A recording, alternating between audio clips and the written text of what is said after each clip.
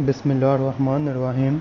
आज हम बात करने जा रहे हैं स्ट्रोक के बारे में। आज का जो हमारा जो टॉपिक है वो है स्ट्रोक।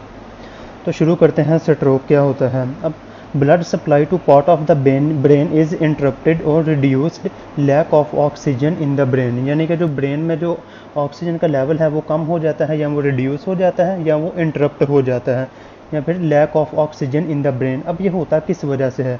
यानी कि जो ब्रेन है, ब्रेन की जो आर्टरीज हैं उसमें कोई थ्रोम्बस, कोई एम्बोलस, कोई रुकावट, कोई ऐसी चीज़ बन गई है जिसकी वजह से मज़ीद जो ऑक्सीजन है वो आगे नहीं जा रही।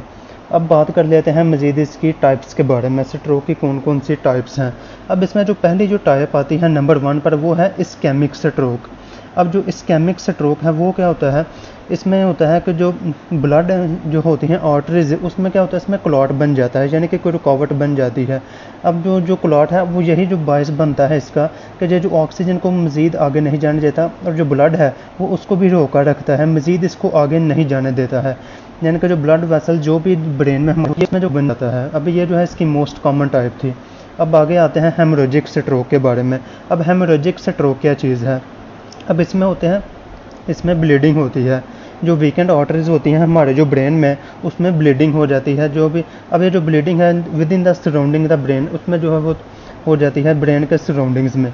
अब ये हो गया हमारा हेमोरेजिक स्ट्रोक। अब आते हैं आगे एम्बोलिक स्ट्रोक की तरफ। एम्बोलिक स्ट्रोक क्या है? अब ये जो टाइप है ये इस्केमिक स्ट्रोक की ही टाइप है, यानी कि इसमें क्या होता है, इसमें होता तो ब्लड क्लॉट ही है, लेकिन ये होता क्या है, इसमें जो ब्लड क्लॉट है वो बॉडी के किसी और तरफ होता है। अब फॉर एग्जांपल कि वो अपर चेस्ट में हो गया, या फिर वो मोस्टली जो होता है वो नेक में होता है, लेकिन इसने क्या होता है, इसमें इसने ट्रैवल करके जाना ऊपर ब्रेन की तरफ ही होता है। किसके ज़रिए? ब्लड स्ट्रीम के ज़रिए इसने ट्रैवल करके इसने जाना ऊपर ही होता है। अब मज़ीद आगे चलते हैं इसके टाइप की तरफ, जो है थ्रोम्बोटिक स्ट्रोक। अब ये जो टाइप है ये भी है इस्केमिक स्ट्रोक की ही एक टाइप है, तो इसको देख लेते हैं। अब इसमें क्या होता है, इसमें जो होता है ब्लड क्लॉट ही होता है। इसमें क्या होता है, थ्रोम्बस बन जाता है, यानी कि कोई रुकावट वगैरह हो गई। अब ये जो आर्टरीज है इसको ये ब्लॉक करेगा। आर्टरीज को जब ये ब्लॉक करेगा तो ये ऑक्सीजन कम होगी, जो ब्लड है वो मज़ीद आगे नहीं जाएगा, जो कम हो जाएगा ब्लड आगे जाना। अब आगे आ जाते हैं इंट्रा सेरिब्रल स्ट्रोक की तरफ। अब ये है एक हेमोरेजिक स्ट्रोक की ही एक टाइप है, यानी कि इसमें ब्लीडिंग होगी, deprived of oxygen of blood supply, यानी कि ऑक्सीजन की जो सप्लाई है वो कम हो जाएगी। अब ये कॉज क्या करेगा? इंट्रा सेरिब्रल स्ट्रोक जो है ये हाइपरटेंशन जो ट्रॉमा है वो उसे कॉज करेगा। अब आगे आ जाते हैं हम सब अरेकनॉइड स्ट्रोक की तरफ। सब अरेकनॉइड स्ट्रोक क्या होता है? इसमें भी क्या होता है, इसमें ब्लीडिंग ही होती है।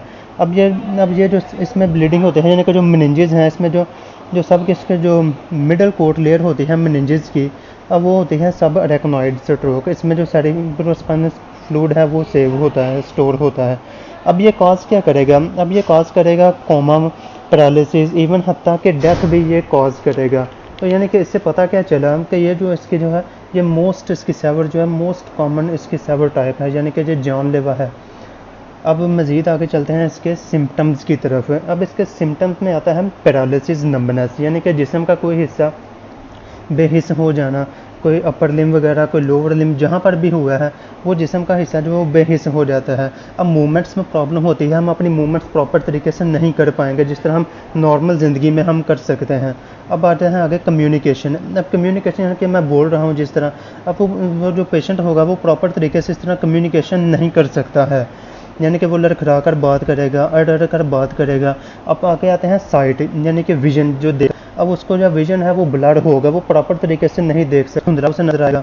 अब आगे है हेडेक। अब हेडेक है, इसकी सर दर्द भी होगी। मज़ीद इसकी जब वो बातें करेगा, मज़ीद कम्युनिकेशन के सब के दौरान जो है उसे हेडेक होगी। अब ये थे इसके सारे सिम्टम्स जो थे। अब बाकी आते हैं डायग्नोस, यानी कि एक जो डॉक्टर है वो इसको किस तरह से इसको डायग्नोस कर सकेगा। अब जो इसका जो डॉक्टर है वो सबसे पहले ना इसको ब्लड टेस्ट के लिए वो देता है इसका MRI या CT स्कैन, यानी कि ये देता है, उसका प्रिस्क्राइब करता है। अब ये जो काम होता है ये रेडियोलॉजिस्ट का काम होता है, MRI और CT स्कैन। तो इसके अलावा जो डॉक्टर है वो मज़ीद बैलेंस उसका चेक करता है, उसके कोऑर्डिनेशन, मूवमेंट्स वगैरह उसका जो चेक करता है, नंबनेस चेक करता है, नंबनेस इन आर्म्स, फेस और लेग्स, जहाँ पर भी पैरालिसिस हुआ है ना वहाँ ये डॉक्टर जो है वो चेक करेगा। अब इसको विजन का इशू आएगा, जैसे मैंने पहले भी बताया है कि जो उसे ब्लर नज़र आएगा या धुंधला वगैरह नज़र आएगा। ये थे हमारे डायग्नोसिस। अब आगे चलते हैं इसके ट्रीटमेंट की तरफ। अब ट्रीटमेंट में इसकी आ जाती हैं रिहैबिलिटेशन, इसमें स्पीच थेरापीज़ हैं।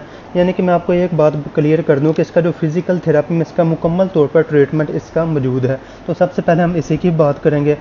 अब इसमें हम जो है सबसे पहले वो स्पीच थेरापी हम करवाते हैं। अब वो क्या करती हैं, इसमें हम प्रोड्यूस करते हैं या अंडरस्टैंडिंग करते हैं स्पीच को, प्रैक्टिस, रिलैक्सेशन, यानी कि हम इसमें कम्युनिकेशन के स्टाइल को हम चेंज करते हैं, उसकी कम्युनिकेशन को हम ठीक करते हैं। मज़ीद हम इसमें रीलर्न मूवमेंट करते हैं, मूवमेंट्स को हम दोबारा रीलर्न करते हैं, और जो कोऑर्डिनेशन है उसको हम बेहतर करते हैं, इम्प्रूव करते हैं। अब मज़ीद आगे आ जाते हैं ऑक्यूपेशनल थेरापी। अब ऑक्यूपेशनल थेरापी में क्या होता है, इसमें हम करते हैं क्या, improve ability to carry daily activities. इसमें जो डेली एक्टिविटीज़ होती हैं हम उनको इम्प्रूव करते हैं। यानी कि जो भी हमारी डेली एक्टिविटीज़ होगी उसमें बाथिंग हो गई, कुकिंग, ड्रेसिंग, ईटिंग, रीडिंग और राइटिंग, ये सारी जो है हम इनको जो है वो इम्प्रूव करते हैं। अब आगे चलते हैं टिश्यू प्लाज्मिनोजन एक्टिवेटर की तरफ। अब ये क्या होता है, देखें ये एक नए किस्म की मेडिसिन होती है। ये ना आम, ये हमारे बाजू है, इसमें इंजेक्ट होती है वेन। सिम्टम्स आने के 3 से 4.5 घंटे के बाद, सिम्टम्स आने के बाद अगर तो ये दवाई अगर पेशेंट्स को लगा दी जाए तो जो पेशेंट है वो बहुत जल्द रिकवर करना शुरू कर देता है। तो इसके बाद आगे चलते हैं एंटी कोगुलेंट। अब ये क्या होता है, ये किस्म के ड्रग्स होते हैं, ड्रग टू थिन ब्लड। अब ये ना ब्लड को थिन करने के लिए ना ये इस्तेमाल करते हैं।